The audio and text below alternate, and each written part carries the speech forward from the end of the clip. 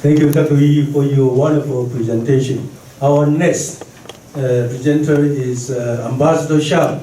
He is the Secretary General of International Cooperation and Development Fund. This ICDF is like a USAID. ICDF is representing the Ministry of Foreign Affairs to implement international cooperation and development projects in all the allied nations and a few friendly nations.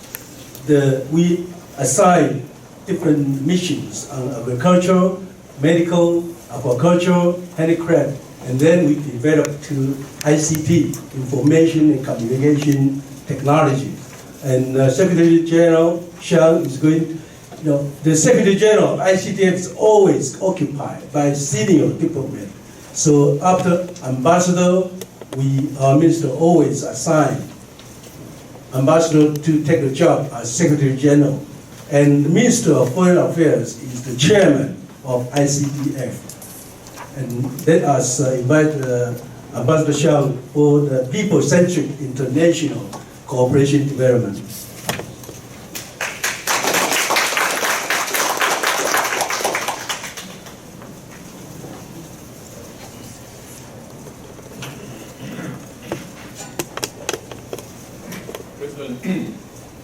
President Yen and Professor Beloch, distinguished guests, ladies and gentlemen, it's my honor to be here to attend this conference. Actually, I found it be easier after Ambassador Zhao's introduction, as well as Ambassador Wu's introduction, because I'm afraid probably some of you here have no idea about the Taiwan ICDF. But after their introduction, probably you have some idea about Taiwan ICDF, especially when Ambassador Zhao mentioned the technical mission in Eswatini.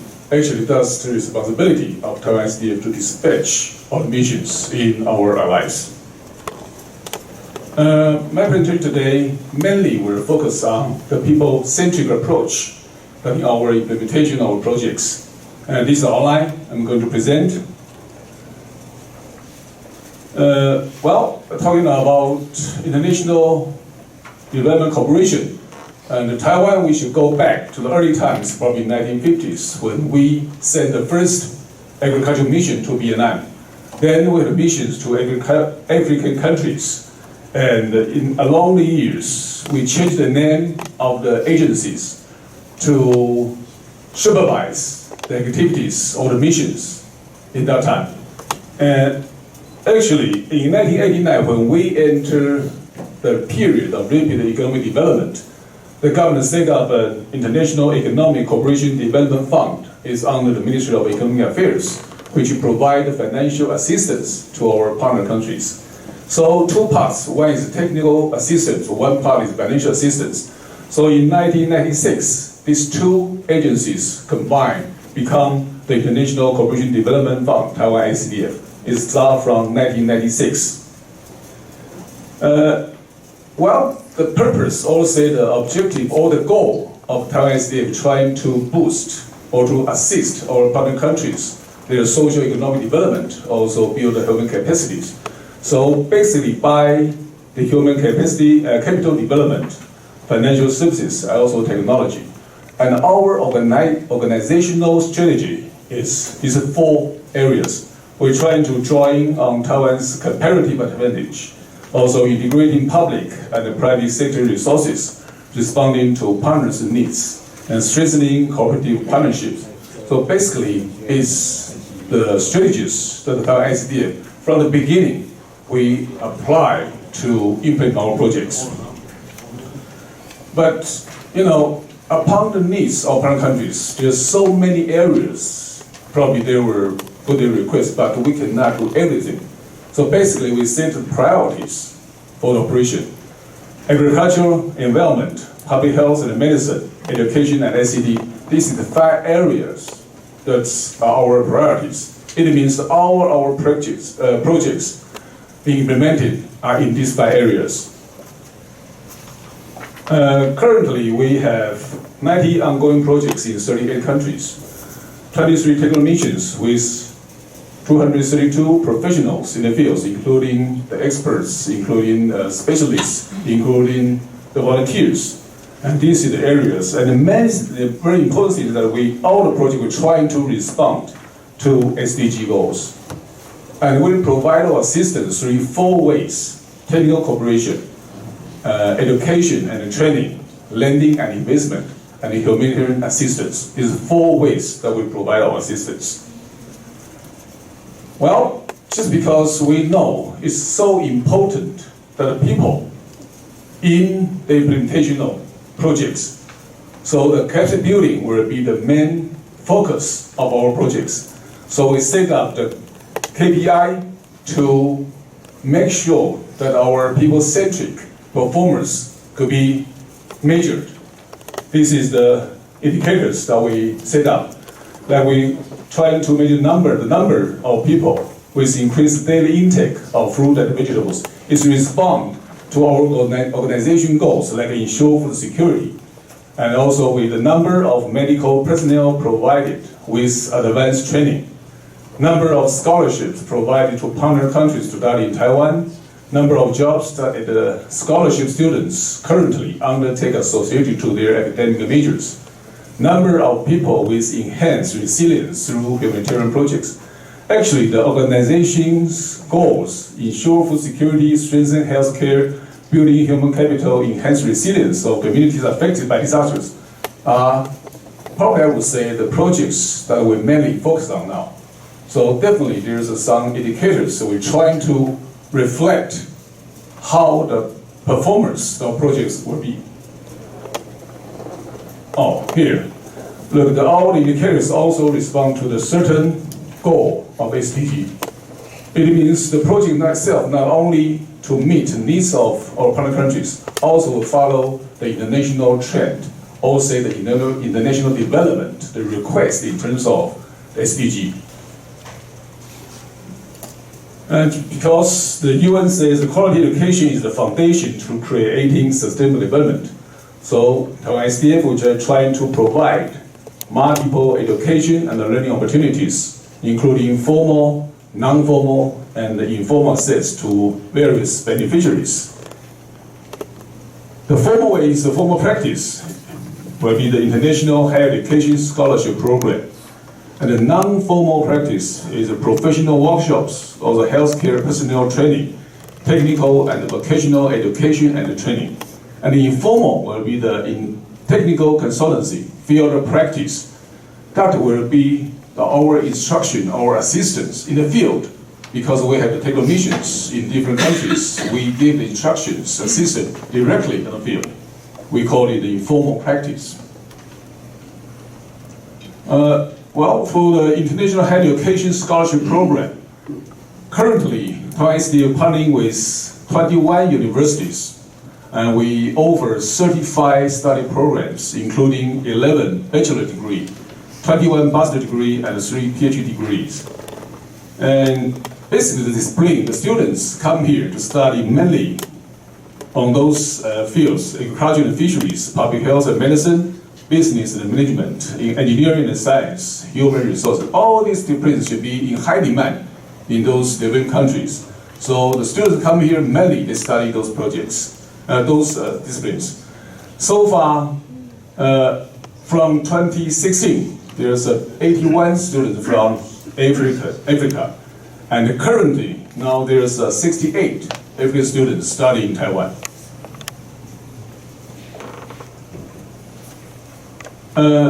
Regarding the non-formal education, actually we invite participants to come to Taiwan to attend professional workshops on different subjects.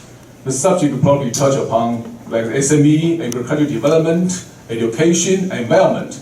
So different kind of professional workshops were held every year. And of course, definitely going to respond to SDG to promote sustainable development and share Taiwan's experience. Actually, not only for the training purpose, in the workshops, we're bridging the participants and Taiwan enterprises for better solution to development needs in partner countries and creating mutual benefits through business matching forums. Also, we're adopting technology for live broadcast, expanding learning effectiveness. So not only these elements, in the workshops, in the peer workshops, we took all the participants to different local government to interact with the local communities. So not only the subject itself they will learn, they also learn the way of living in Taiwan. So far, we already have more than 370 workshops that are being held now. And the total participants already reach 8,332. And there's 81 Africans from 16 countries that have attended these all workshops. In addition to the workshops, we also have the healthcare personal training. The purpose is trying to enhance participants' medical care knowledge and experience through condensed training courses organized by partner hospitals, providing multiple training courses including on chronic disease, maternal and infant care, and health information system, aligned with demands from partner countries. This kind of training is customized because upon the needs of the partner countries, the hospitals who work with us, they will design the courses for those participants. So the training courses were going to provide a chance to advance their skills on care, medical care. Another one is the technical and vocational education and training enhancement projects is being implemented in the Kingdom of Sardinia. Its improvement in efficiency of the TVET system in ICT and electronic engineering is allow young people to acquire the skills needed for work and life. Also, we address the issue of capacity building in the gender equity. Also, we improved the training program with trained trainers and advanced training equipment. Let me see, we can skip one. No, I'll skip because the video is introduction of our vocational training, but I don't think we have time to. Let's go. We'll play during the lunchtime. Okay, good. Okay. The informal learning, as I mentioned earlier, the informal learning is what we do it on fields. Actually, in Sardinia, we have 3 agricultural projects. The first one is seed potato production projects. So far, they conducted 19 seed potato and table potato cultivation training courses for a total of 543 farmers. And for the fruit tree production and marketing projects, they conducted 33 production training courses with a total of 741 attendees. Instructed and assisted farmers to sell the fruit domestically and internationally. The last one is the pig industry enhancement project. It's held a training workshop for pig drilling, feeding, and farm management with a total of 1,153 trainees. So it's the people-centric projects. It means basically we try to build a capacity for the farmers on different areas. Okay, the conclusion is according to sustainable development goals found, sustainable development projects need first and foremost to be people-centric and respond to national priorities. Taiwan SDF continues to initiate capacity building programs in a variety of projects and review its performance indicators, which are people-centric and can be linked to the SDGs as well. To accelerate the progress toward SDGs and expand the project impacts, the Taiwan SDF continues to look forward to partnership with both the national and the domestic partners. It means in Taiwan SDF, whenever we implement projects, no matter the projects in Africa, in other countries, all the people-centric approach that we've taken for a long time. So that's my presentation. Go ahead, Mac. So I have to update for Ambassador Zhao's information. Now the biggest techno mission is in Nicaragua, and Sardinia is the second one. Thank you. Thank you, Master Timothy Sham. I want to add one thing, that in the past, Taiwan invites foreign students coming to Taiwan for advanced studies. First of all, they had to learn Mandarin, and then to the formal courses. And nowadays, in Taiwan, more than 40 programs range from undergraduate, master to PhD. All of them are conducted in English. So that is a very good opportunity for our African friends coming to Taiwan for advanced studies. Aside from the ICDF, our Ministry of Education and our Ministry of Foreign Affairs also provide different kind of scholar, very affluent condition for foreign students coming to study. And most important ones, they will be able to choose programs conducted in English. Okay, let me add one other thing. When my boss was the Minister of Foreign Affairs, I was the liaison officer in our legislative yuan. At that time, the opposition legislators always criticized foreign ministry for conducting so-called money diplomacy. I want to clear now is that, the OECD countries, the United Nations stipulates that they have to allocate at least 0.7% of their gross net income to international cooperation and development projects. And do you know how much Taiwan provides? Officially, we provide about $3 million. 100亿. It constitutes only 0.008%. If we add another official agencies, like a Ministry of Welfare, probably $400 million, but still it's about 20%, even less than those advanced countries like Norway and Holland. That is why ICDF is playing a very critical role in direct Taiwan's resources to those most needed nations in the world, namely our ally nations, and then other to the most friendly nations to us, mostly in South Asian countries. Okay, our next